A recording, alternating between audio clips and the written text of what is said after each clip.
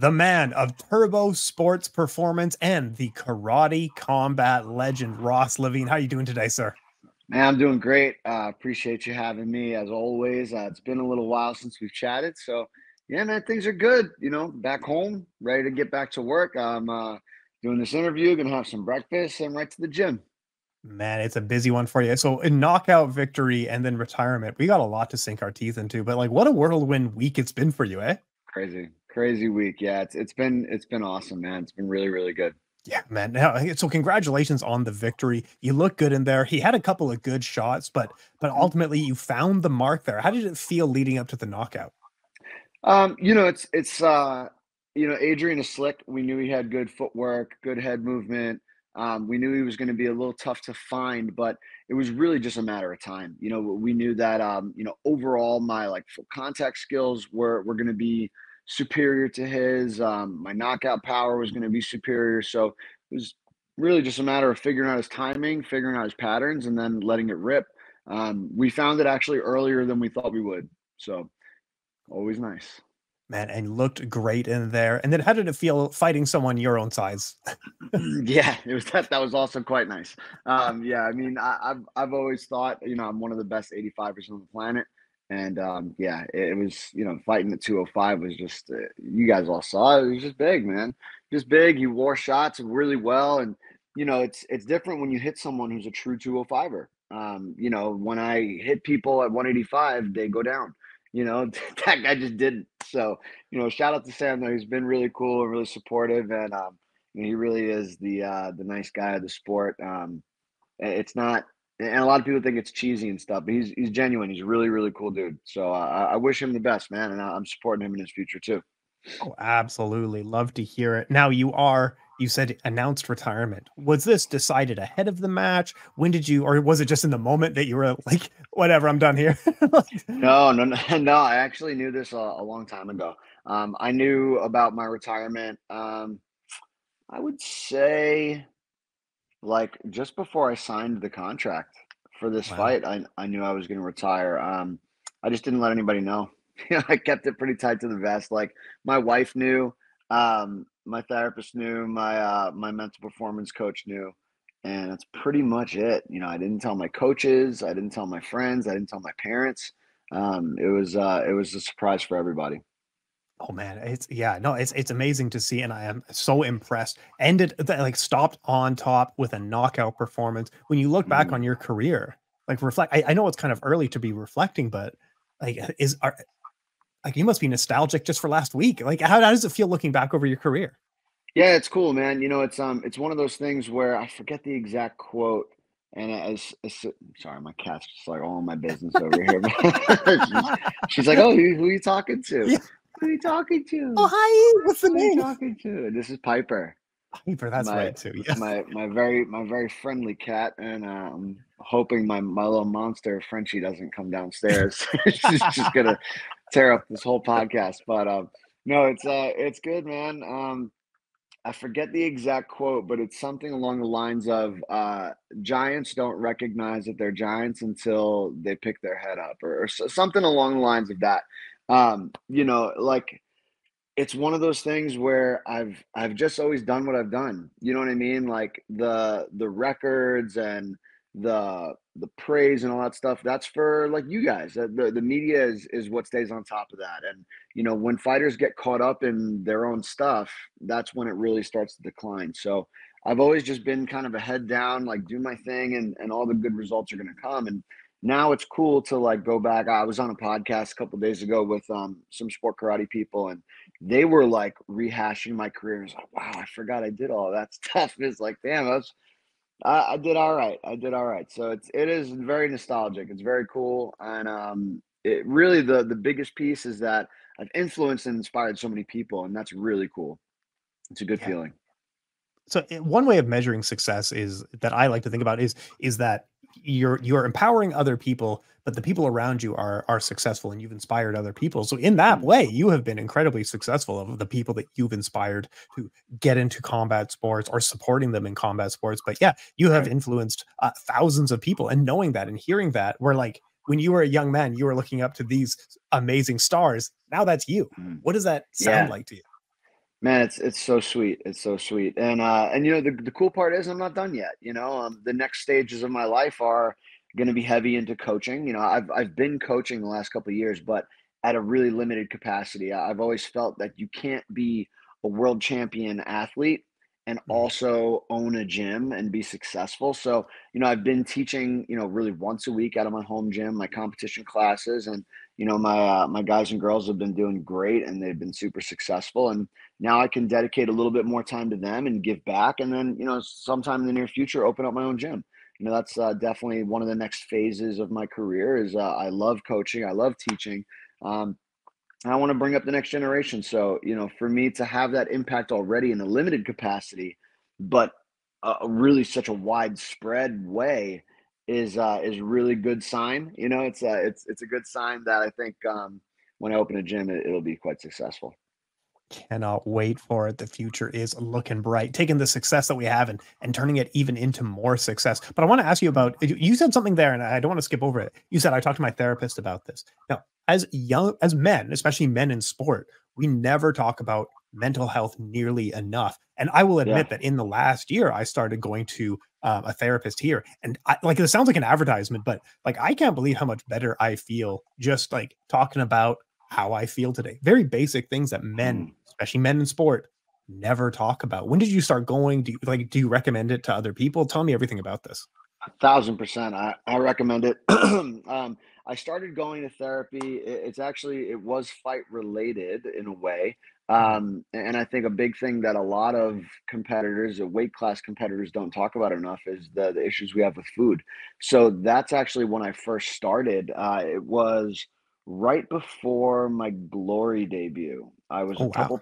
I was a couple pro fights in.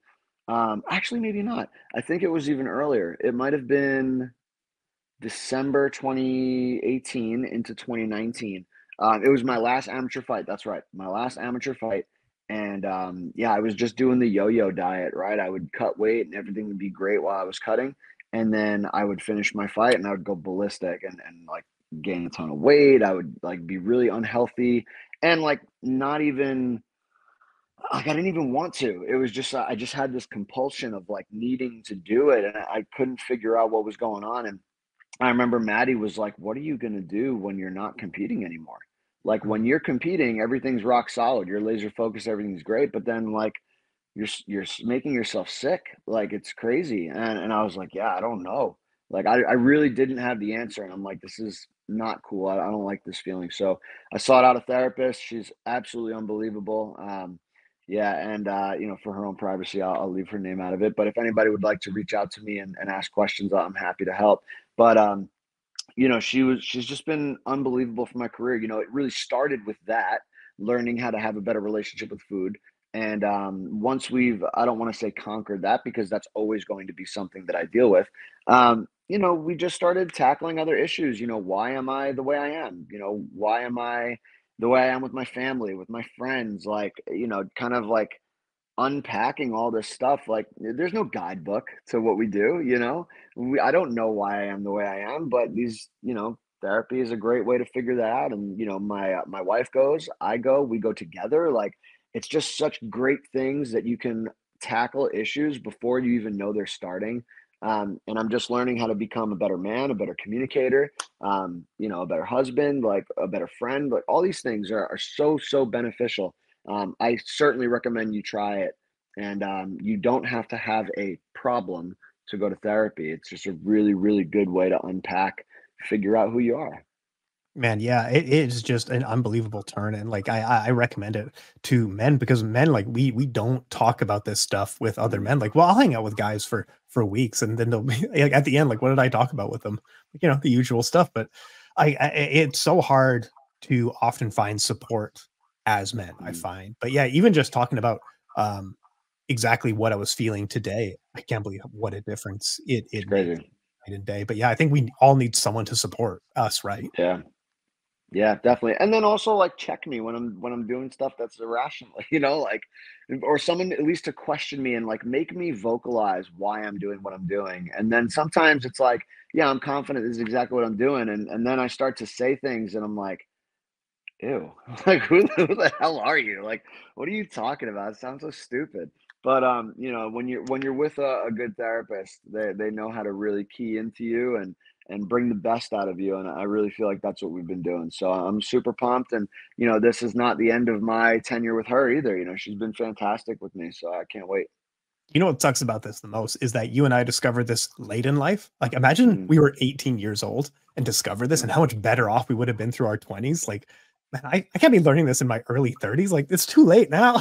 You know what I mean? Well, now it's, you know, it's one of those things now that we add to the list of like ways that we can influence the next generation, right? I mean, it's something that people are talking about, and you know, especially with me and teaching my students, like I can tell them, like, hey, you know, I can pick up on some of the things a little bit sooner, and then you know, talk to them about that and be like, hey, why don't you try this? You know, in a positive light, put it in a positive light.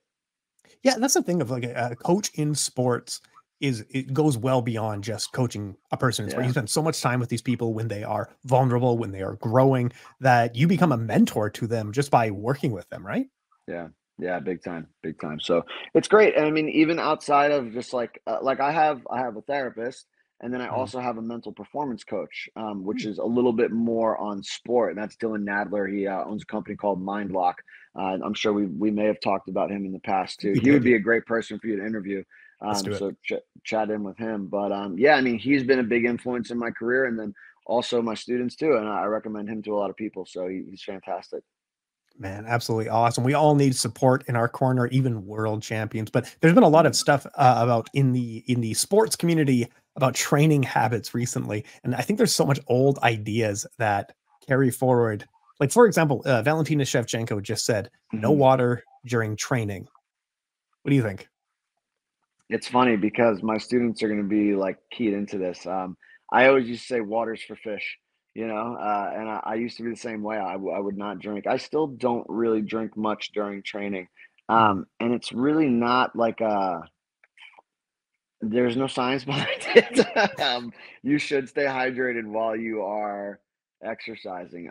But I think there is a mental component to it. You know, it's like when I am, you know, if I am going to grab a sip of water, if I'm doing like a heavy bag class, you know, mm, where we've got like 45 minutes, I'm not stopping to go grab a sip of water. Like I'm ripping through class, and I'm going to be hydrated before and hydrated after. In those instances, I agree with her. If I'm sparring, I'm only if I'm gonna take a sip of water, I'm getting it in between rounds. Like, mm, that's how you're going to simulate your fight.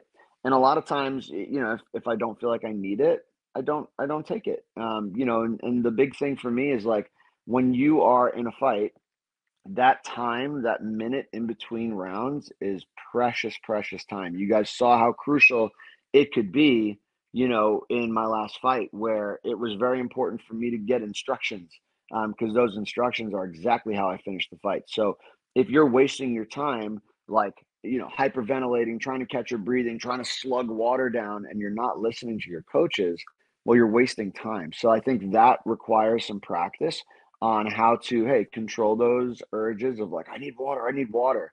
But if you train that way all through your training camp, that's going to be your first thing.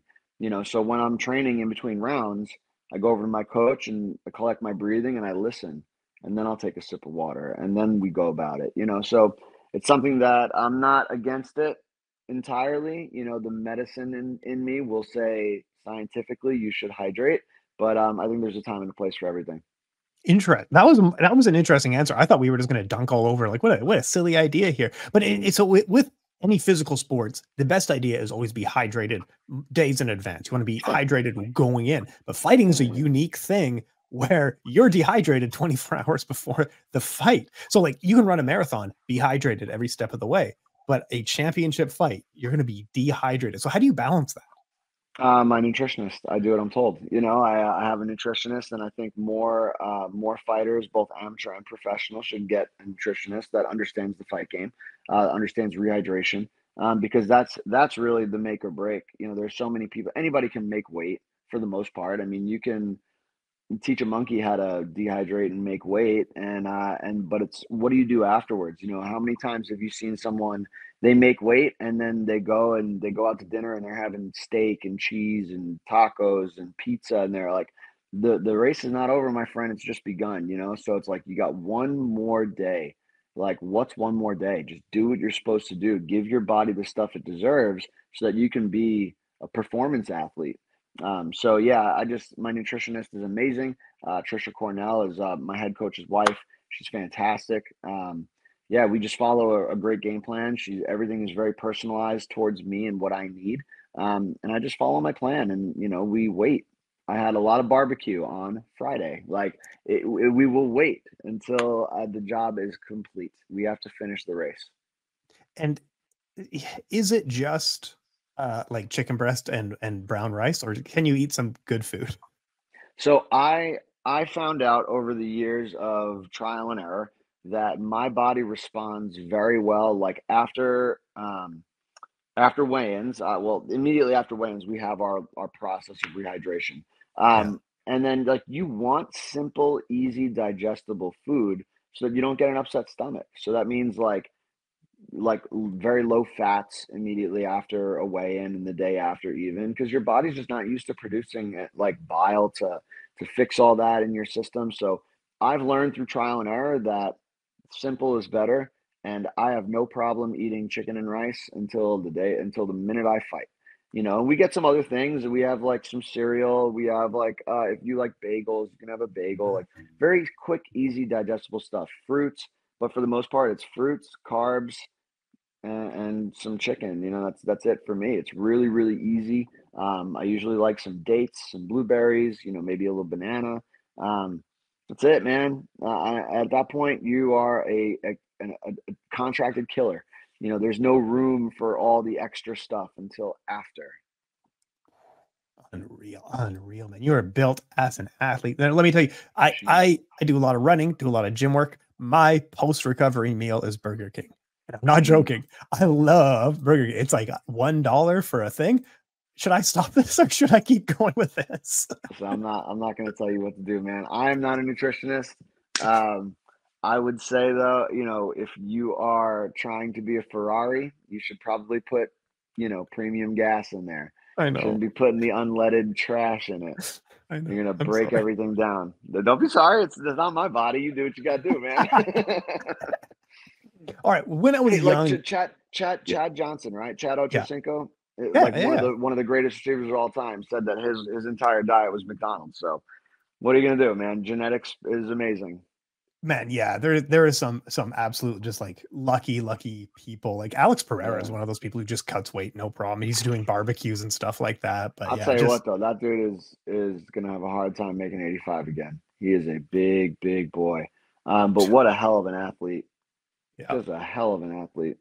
No, and his story, like man, absolutely. You guys were like ships passing in the night. Like you were in he was champion in that same division that you were in. Is this a fight you'd still Yeah. like to throw down? And if someone came to you now and said, "Hey, Alex Pereira," whether Hell in full, no. what are you talking about? Hell no. I'm gonna cancel this interview right now. I would much rather train with the man. Fuck, I'm not letting that dude hit me full speed. You crazy? Hell That's fair. no. That's fair. That's No, no, fair. no. I've trained with him before. He's Yeah. unbelievable. He's unbelievable. He actually doesn't live too crazy far from me now because I'm in Rhode Island. He's in Connecticut with Glover. We actually have a mutual student. So there's a kid, Kyle Bowler. He's a phenomenal athlete, unbelievable kid. You keep your eyes on him. But he grew up in Danbury. He trained with Glover since he was young, and now he goes to URI. So when he's here at school, he trains with us. Mhm. I've cornered him in a bunch of fights and stuff, and then when he goes home, he's training with Glover. So he had made that connection. And last year, I went out in between some fights and got a chance to train with those guys. And it was the week that Sean Strickland was down training with Alex. Oh So yeah, yeah, yeah, we yeah. all got to be in the same room together, and man, such high level, good and good teammates. Like those guys. Like, does Alex hit you hard? Yeah, he does. But he's not trying to kill you, and you're gonna learn, and he's gonna learn, and where everybody gets better. So it's a really good environment. I'm not Yeah, I'm go not fighting that dude with 4-ounce gloves. You can forget that. ahead. So wait, you were down training with Sean and Alex. In that timeline, Sean's next fight, he won a championship in the UFC, right? Um, no, I think Sean was getting ready for Abus Magomedov at Oh, that that at was that that fight. time. And Gotcha. I didn't get a chance to move around with Sean in like the full sparring rounds. We had just done a warm up together, and I Mhm. got to do like 2 rounds with Alex, and then a couple. I did a round with Wellington Turman, Oh yeah. awesome guy, also in the UFC, and one of their other guys as well. But just yeah, what a great group! What an awesome group. Man, absolutely awesome. One thing I hear about Alex Pereira is from people who met him, he's even though we know he's big, he is somehow bigger than we think he is in He's person. big. He is big. Yeah, 6'4". He's just a hulk of a man. He's just but you know what's cool too? He's pretty funny. He's pretty funny. His English is pretty broken. I mean, I from the time that I've seen him and now I believe his English has gotten better, but like he'll move around and then he'll like go over and say something to Glover and Glover will tell everyone what he's saying. And he's a funny dude. He's a pretty funny dude. Yeah. And I love this. I love that, man. We got to go back. So I did want to ask though. So when I was young and I was in training and I was in jujitsu or catch wrestling, as it's the Mm, gym called it, um, they said pain is weakness, leaving the body. And as a mhm. kid, you're like, that is amazing. That is so smart. But now as an adult, I'm beginning to wonder if all that pain was my tendons being damaged. What do you think? I don't know. We also used to say that that sweat is fat crying. That's Is right. That's right. that's a Johnny tensionism. But yeah. No, I mean, I think when you're young and impressionable and like it also teaches you that sometimes pain doesn't matter. Like you got stuff to do, right? Like for example, my last fight, I hurt my rib, and I told my coach, I don't know if you can quite make it all out. It's in the very beginning of when you start hearing me in the corner. I Mhm. tell him, I said, yeah, coach, I hurt my rib, and he's like, it's okay, that's okay. You hurt his too, and I was like, yeah, you're right, okay. And it was just one of those things like, hey, turn that off. Like we don't got time for that shit right now. Like, Hmm. yeah, everybody's in pain. So, it's a combat sport. You're gonna have some pain. You got to learn how to fight through that. So, yeah, I mean, I don't think there's terrible things with that. You're teaching young impressionable kids to have a filter, and be able to turn that switch on and off and be like, hey, there's gonna be time when we listen to it. There's gonna be times when we got to push through and see what happens. There's definitely a time and place. Like if someone has you in an ankle lock, and this is what you and I were talking. I was talking about it with you. That's right too. Mm, If it has you in an ankle lock and you feel pain, maybe call it there. But the rib is a funny thing of like there's a lot of small tendons in the rib that can get disconnected for a week or so, but you can live mm. through that kind of thing. Sorry, I'm throwing a lot at you here, but yeah, time and place to tap out, right? Sure, sure, absolutely. Let me ask you as well. I do a lot of jogging. How important is warming up? Because I've heard mixed things of like your first kilometer, that's your warm up. And then other people Mm. saying, like, no, you should warm up and stretch for like 10% of whatever you're about to do. What is the right attitude here? Yeah, I mean, I feel that warm-ups are incredibly important. If you're doing a dynamic warm-up, well, you should be doing a dynamic warm-up. The whole purpose of, if I were to ask you, and really you ask anybody, what's the purpose of a warm-up? What's your answer? I don't to warm up. I don't Yeah, know. yeah, yeah. But that's as simple as it is. That's kind of it. Like to actually Yeah. to physically heat up, like what is warming up to heat up your body's core temperature. Now, what does your body respond to when it's warmer? Your muscles become a little bit more elastic. You're more resistant to injury, less prone to injury. And then your body's going to function a little bit better. You kind of kickstart the system. You're revving up the engines, right? So it's super important to do that. So you don't just get up. You're like, and then you go. Right. Like it's really, really important. But you can take that even a step further. And like when I go to the gym and warm up, I do a dynamic warm up where the goal is to break a sweat. I want to do something light, whether it's, I always tell my clients, jumping jacks, a little, uphill treadmill, elliptical, something generally low impact that's going to get your heart rate up, get your breathing a little bit heavier, and break a sweat. Jumping jacks, shadow boxing, jogging in place, something simple like that, dynamic stretching. So, stretching while moving, not long static holds. Anything that's going to get your heart rate up, that's really good. So that's my primary warm up. And then we do a secondary warm up that's going to mimic whatever I'm going to be doing in that session. So if it's weightlifting, let's say I'm going to be doing deadlifts, right? So some things I want to work on, I'm going to try and turn my glutes on. I'm going to work on a little bit of hip mobility. I'm going to do some thoracic mobility, do some scap squeezes, like target all of those little muscles that are going to help me perform my deadlift really well.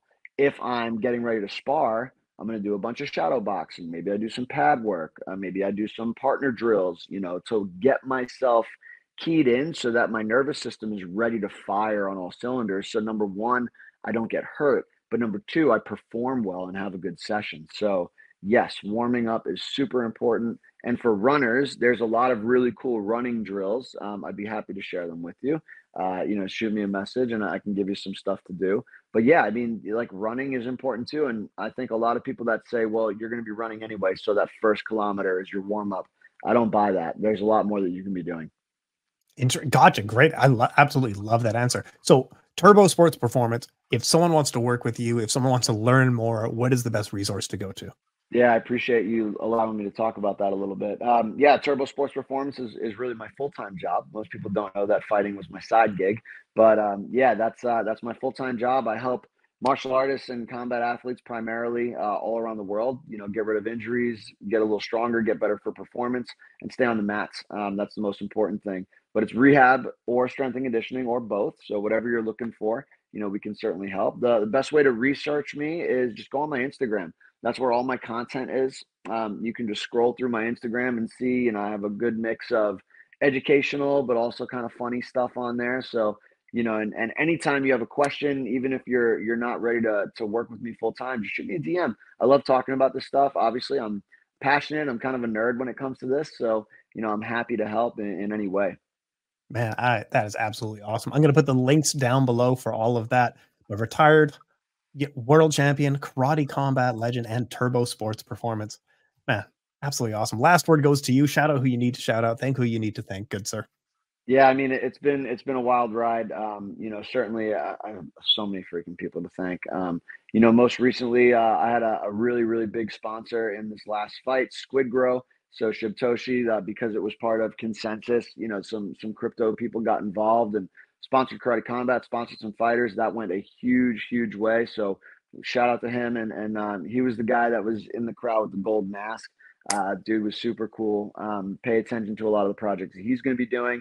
But all of my sponsors, it would be crazy to try and name everybody. I don't want to forget anybody, but anyone who sponsored me in any way through any of my fights, as an amateur, as a professional, you have no idea how much and how far it goes to help combat athletes. Most of us lose money even as professional fighters when we step in the ring or the pit. So, that's been super helpful. And then my friends and family who've sacrificed just as much as I have. Those people indirectly have sacrificed not being able to see me when they want to, and still being my friends and sticking around and supporting me.